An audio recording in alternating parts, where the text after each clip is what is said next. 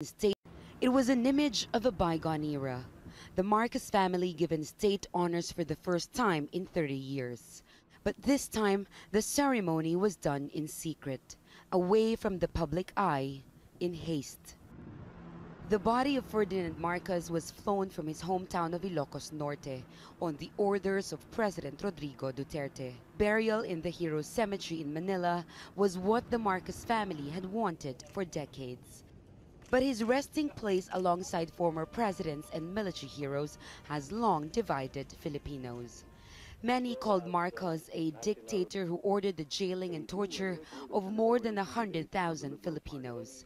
Marcos was also accused of stealing around $10 billion of government money. His supporters feel it is time to move on. We are happy our hero has been buried. But protesters are furious. This is the police line that stops protesters from getting... One time, dinala nila ako sa garahe. Punta ako sa gitna. Pinahubad ang aking pantalon at ang aking briefs. At yung isa ay naghanda ng stick, nilagyan ng sabon para ipasok sa aking ari. Siyempre, umiiyak ako kasi hindi ko ma-imagine kung anong sakit ang mangyayari. One time, pinatawag ako, pinaangat ang aking dalawang paa, nakastretch, at yung opisyal, isang lieutenant, na naging commissioner pa ng customs, na-promote nung panahon ni Cory. May dala siyang soft drink bottle at unti-unting ihinahataw sa aking hita. Hindi naman masakit, siyempre, dahan-dahan lang eh. Hindi ko alam na it would take forever.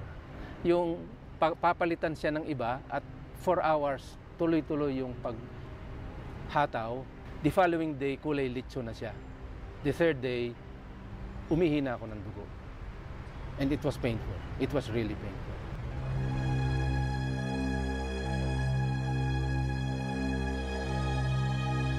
She was repeatedly raped. Several months. In fact, kahit may period sila, nire-rape pa rin sila. Eventually, nung siguro hirap na sila na to take care of them, they were executed. At yung grupo na gumawa nito ay identified namin. Yung leader ng grupo ay identified namin.